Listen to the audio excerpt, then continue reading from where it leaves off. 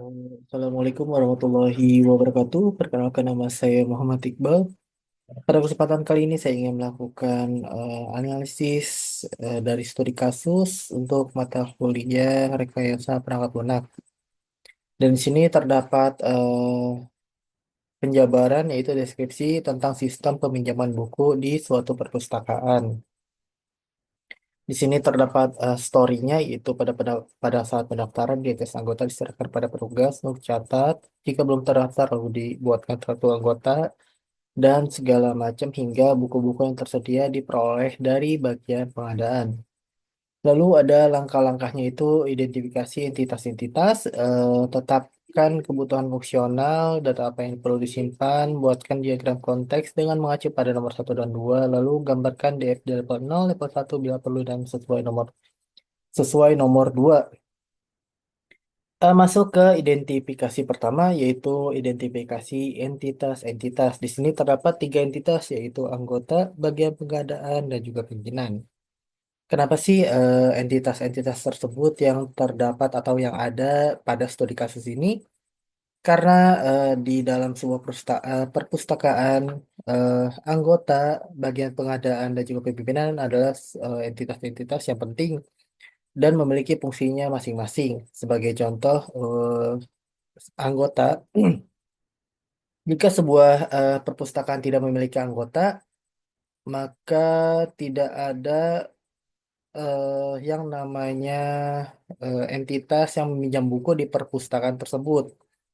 Dan jika pada sebuah perpustakaan tidak ada bagian pengadaan, maka anggota dari perpustakaan tersebut tidak bisa meminjam buku karena bagian pengadaannya tidak ada. Dan juga berlaku juga pada pimpinan. Jika di suatu perpustakaan tidak memiliki entitas pimpinan, maka perpustakaan tersebut tidak akan ada kenaikan atau kemajuan karena tidak adanya pengadaan-pengadaan buku baru eh, yang dilaporkan dari bagian pengadaan gitu. Jadi pimpinan ini fungsi sebagai penerima laporan dan juga sebagai bisa dibilang penggerak lah. Misalnya ada anggota yang menanyakan suatu buku dan buku itu tidak ada di perpustakaan tersebut, maka pimpinan akan bergerak untuk menghadirkan buku tersebut di perpustakaan tersebut seperti itu. Jadi pada entitas-entitas ini memiliki perannya masing-masing dan sangat penting, makanya pada ketiga entitas ini terdapat pada studi kasus yang kita bawakan ini. Lalu selanjutnya kebutuhan fungsional. Pada pendaftaran, kenapa sih ada cari data anggota? Cari data anggota di sini berfungsi sebagai validasi di mana jika ada seseorang yang meminjam buku, apakah orang tersebut sudah menjadi anggota apa belum? Jika belum, mungkin bisa diinput menggunakan rekam data anggota. Data anggota ini berfungsi sebagai menginput data anggota yang belum menjadi anggota dari perpustakaan tersebut. Lalu ada cetak kartu anggota. Cetak kartu anggota ini fitur salah satu fitur penting di pendaftaran karena kartu anggota ini menandakan bahwa orang tersebut sudah menjadi bagian dari perpustakaan atau anggota dari perpustakaan tersebut dan memiliki bukti fisiknya. Lalu rekam data buku. Kenapa sih kita memerlukan rekam data buku ini? Karena rekam data buku ini penting semisal kita ingin mencari atau mencari suatu buku, apakah buku tersebut ada atau tidak, seperti itu. Jadi dengan kita menginput data buku, kita bisa tahu nih buku apa aja yang ada di perpustakaan tersebut. Lalu cari dan tampilkan status buku. Ini juga penting karena apa? Karena jika kita tidak tahu buku tersebut ada atau tidak atau sedang dipinjam atau tidaknya, itu eh memberikan apa ya informasi terbaru lah, misalnya eh, mencari dan tampilkan status buku. Jika buku itu belum dipinjam maka statusnya ready seperti itu, dan jika buku tersebut sedang dipinjam, statusnya itu sedang dipinjam atau sebagainya. Lalu ada rekam peminjaman. Rekam peminjaman ini terdapat di peminjaman. Hal ini adalah sesuatu yang penting juga karena agar bisa dilihat nih data-data misalnya di buku atau salah satu anggota tuh sudah meminjam buku apa aja dalam seminggu terakhir gitu. Jadi dengan rekam peminjaman ini kita mengetahui apa saja yang dipinjam dan oleh siapa dipinjamnya seperti itu. Lalu ada cetak bukti peminjaman. Ini juga sebagai validasi fisik, bagaimana kita bisa melihat, oh ternyata buku tersebut dipinjam oleh si A misalnya gitu, dengan melihat cetak bukti peminjaman ini. Lalu ada update buku. Nah, update buku ini tuh sebenarnya mirip-mirip dengan tampilkan status buku, cuman ini kan misalnya buku tersebut sudah selesai dikembalikan, maka buku itu diupdate menjadi ready, yang tadinya tidak ready menjadi ready seperti itu. Itu adalah proses update ya yang terdapat di peminjaman. Lalu selanjutnya ada pelaporan. Cetak daftar pengeluaran buku. Ini itu penting sebagai story dari buku tersebut. Bisa buku tersebut selama sebulan terakhir sudah dipinjam berapa kali dan juga oleh siapa saja gitu. Ini itu penting untuk dibuat laporan kepada pimpinan perpustakaan. Lalu selanjutnya ada cetak laporan peminjaman. Ini juga penting karena apa? Karena cetak laporan peminjaman ini sebagai bukti fisik bahwa buku tersebut dipinjam sesuai dengan jadwal yang ada di sistem seperti itu. Jadi tidak perlu melihat sistem lagi, kita juga bisa melihat secara fisik bukti laporan peminjamannya seperti itu. Mungkin selanjutnya kita lihat ke data yang perlu disimpan. Kenapa sih data-data yang perlu disimpan ini seperti data anggota, data buku, dan data peminjaman?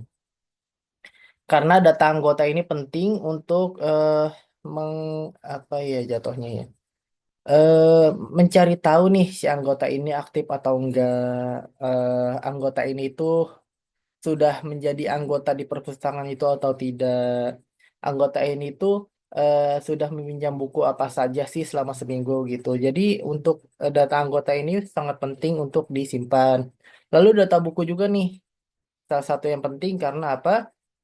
Dengan kita memiliki data buku, kita itu bisa tahu status buku yang ada di perpustakaan itu, apakah buku itu sedang dipinjam atau tersedia, atau buku itu tuh ada atau tidak gitu di perpustakaan itu. Jika misalnya ada, maka bisa dipinjamkan, maka jika tidak ada, bisa disediakan oleh pimpinan ke depannya seperti itu. Dan ini untuk peminjaman itu penting juga untuk men-track atau mencari tahu misalnya anggota meminjam buku apa seperti itu. Nah, peminjaman-peminjaman tersebut itu data peminjaman ini tuh bisa dibuat laporan untuk kepemimpinan nanti. Misalnya terdapat banyak nih buku-buku tentang misalnya tentang pembelajaran eh, data science gitu. Maka peminatnya tuh sekitar 70 orang seminggu. Nanti si pengadaan buku ini bisa membuat laporan ke pimpinan, lalu pimpinan itu menyediakan lebih banyak judul-judul buku yang sesuai dengan peminatan dari anggota seperti itu. Selanjutnya terdapat diagram konteks. Di sini terdapat tiga entitas, yaitu anggota, bagian pengadaan, dan juga pimpinan. Berikut adalah alur yang terdapat pada diagram konteks ini. Yang pertama, anggota ini mendaftar dengan cara memberikan ID anggota nih. Misalnya anggota tersebut belum terdaftar. Nah, sistem itu akan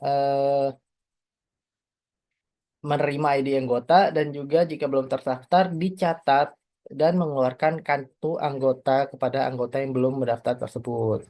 Lalu anggota ingin meminjam buku nih. Nah, anggota itu memberikan kode buku pinjaman dan juga ingin mengetahui status bukunya apakah ready atau tidak dengan lalu mengirimkan info status buku kepada sistem peminjaman buku. Lalu jika tersedia, sistem akan memeriksa peminjaman lalu mengeluarkan bukti pinjaman kepada anggota. Lalu selanjutnya sistem menyiapkan data buku yang dimasukkan dari bagian pengadaan. Nah, ini sistem memberikan daftar pengeluaran buku yang diminta oleh anggota. Lalu bagian pengadaan mengeluarkan ID buku ke sistem untuk diberikan kepada anggota. Lalu selanjutnya yang terakhir, sistem secara rutin membuat daftar pengeluaran buku ke bagian pengadaan dan laporan peminjaman ke pimpinan, laporan penjualan atau laporan peminjaman ke pimpinan, lalu daftar pengeluaran buku ke bagian pengadaan seperti itu. Itu adalah alur yang ada di diagram konteks. Selanjutnya,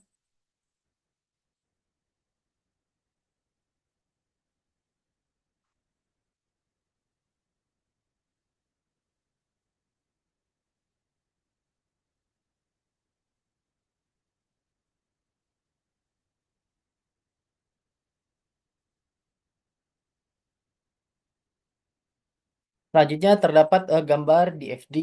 Ini sebenarnya sama, memiliki alur dan juga entitas tiga, yaitu anggota, bagian pengadaan dan juga pimpinan. Hasilnya itu seperti ini alurnya. Anggota mendaftar, sistem mencatat dan membuat kartu, lalu info digunakan untuk proses peminjaman. Lalu anggota melakukan pengecekan buku jika tersedia, lanjut ke proses peminjaman. Bisa dilihat ke proses peminjaman jika tersedia bukunya. Lalu data di peminjaman dicatat kemudian digunakan dalam proses pelaporan. Bagian pengadaan menyediakan buku, sistem menyimpannya untuk digunakan dalam pencarian atau pelaporan, dan pimpinan dan bagian pengadaan menerima laporan secara berkala dari sistem.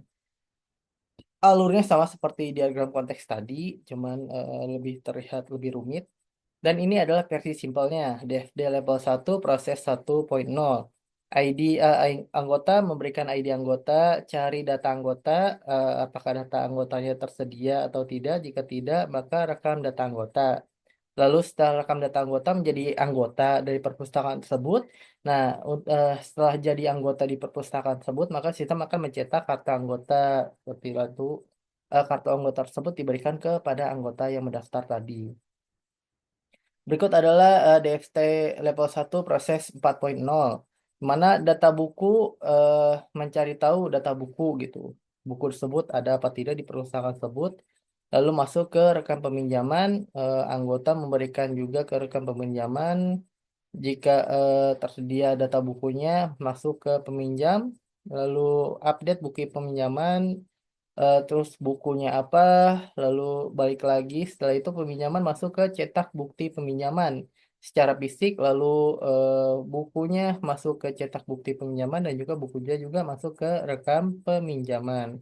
Lalu ada DFT level 1 proses 5.0. Di sini terdapat peminjaman masuk ke cetak laporan. Cetak laporan langsung berupa laporan peminjaman kepada pimpinan. Lalu di sini terdapat cetak daftar pengeluaran. Pengeluarannya itu apa? Jenisnya buku. Buku itu eh, salah satu yang dicetak, dan juga pada cetak laporan tersebut terdapat buku apa yang dipinjam seperti itu. Lalu pada cetak daftar pengeluaran ini berupa daftar pengeluaran secara fisiknya. Lalu selanjutnya ada pemodelan data diagram IR. Pada data diagram IR ini terdapat entitas anggota, peminjaman, dan juga buku. Anggota ini sebagai entitas yang meminjam, dan juga ini peminjaman itu sebuah eh, eh, data yang diisi oleh sistem, dan juga buku ini juga salah satu data yang terdapat pada sistem. Dapat dilihat pada tabel anggota ini terdapat kode anggota, nama anggota, tanggal lahir, dan juga tanggal daftar. Nah, di sini juga ada tabel peminjaman yang berisi tentang nomor peminjam, tanggal peminjam, dan juga tanggal kembali.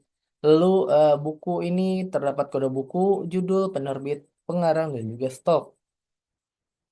Dapat dilihat di sini terdapat garis hubung one to many, yaitu satu anggota bisa eh, meminjam, melakukan banyak peminjaman, dan banyak peminjaman bisa jadi hanya dari satu anggota.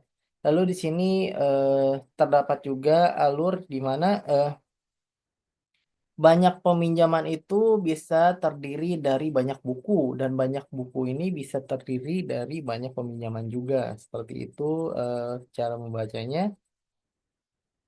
Nah, ini analisisnya menyimpan informasi personal anggota yang digunakan untuk validasi identitas saat meminjam. Jadi, tabel entitas anggota ini digunakan untuk menyimpan informasi personal anggota.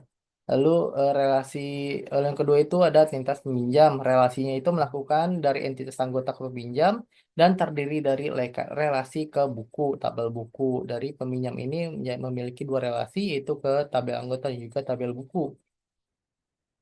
Lalu selanjutnya ada ke entitas buku, yaitu terdiri dari atribut kode buku sebagai primary key, judul, penerbit, pengarang, juga stok. Hasil analisisnya itu mewakili koleksi buku yang tersedia dalam perpustakaan terhubung ke peminjaman melalui relasi terdiri dari yang menunjukkan bahwa satu peminjaman melibatkan satu atau lebih buku seperti itu. Atribut stok digunakan untuk pengelolaan ketersediaan buku secara dinamis. Di sini terdapat selanjutnya ada kamus data.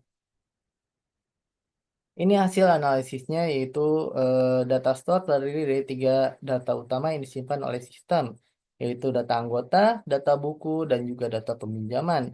Data ini pada data anggota, menyimpan informasi identitas anggota perpustakaan seperti kode anggota, nama, tanggal lahir, dan juga tanggal daftar. Pada data buku berisi kode buku, judul, penerbit, pengarang, dan juga jumlah stok. Dan pada data peminjaman itu menyimpan informasi transaksi seperti nomor pinjam, tanggal pinjam, dan kembali, serta kode anggota dan kode buku yang dipinjam. Lalu yang kedua ada aliran data. Aliran data menjelaskan bagaimana data berpindah antara proses entitas dalam sistem. Beberapa contoh penting antara lain yang pertama, ID anggota digunakan sebagai input untuk mencari atau mendaftarkan anggota. Yang kedua ada kartu anggota merupakan hasil output dari proses pendaftaran berisi identitas lengkap dari masa berlaku anggota. Selanjutnya ada info status buku, menginformasikan apakah suatu buku tersedia atau sedang pinjam berguna dalam proses peminjaman. Yang keempat ada bukti peminjaman, dikeluarkan saat transaksi berlangsung berisi informasi anggota, buku yang dipinjam, dan petugas. Lalu daftar pengeluaran buku digunakan oleh bagian pengadaan sebagai bahan evaluasi koleksi. Lalu laporan peminjaman disusun oleh pemimpin sebagai alat monitoring aktivitas perpustakaan. Seperti itu hasil analisisnya. Lalu kita masuk pada analisis spesifikasi proses. Dapat dilihat sini terdapat nama proses, rekam data buku, input ID buku, dan pada input ID buku, tabel buku, outputnya tabel buku seperti itu. Seperti ini adalah hasil analisisnya. Tujuan rekam data buku itu adalah menyimpan data buku ke sistem. Fungsinya menyediakan informasi buku untuk pencarian dan juga peminjaman. Logikanya itu yang digunakan adalah input kode buku, lalu validasi, dan juga simpan ke database atau tampilkan pesan. Dapat dilihat di sini input kode buku, lalu di sini terdapat juga validasi, lalu setelah itu tampilkan pesan atau simpan ke dalam tabel atau database. Seperti itu. Itu adalah alurnya. Lalu yang kedua adalah rekam peminjaman. Tujuan itu untuk mencatat transaksi peminjaman, fungsinya itu menyimpan hubungan antara anggota dan juga buku yang dipinjam. Logika yang digunakan itu input kode buku dan anggota, validasi ke tabel buku dan anggota, lalu simpan transaksi.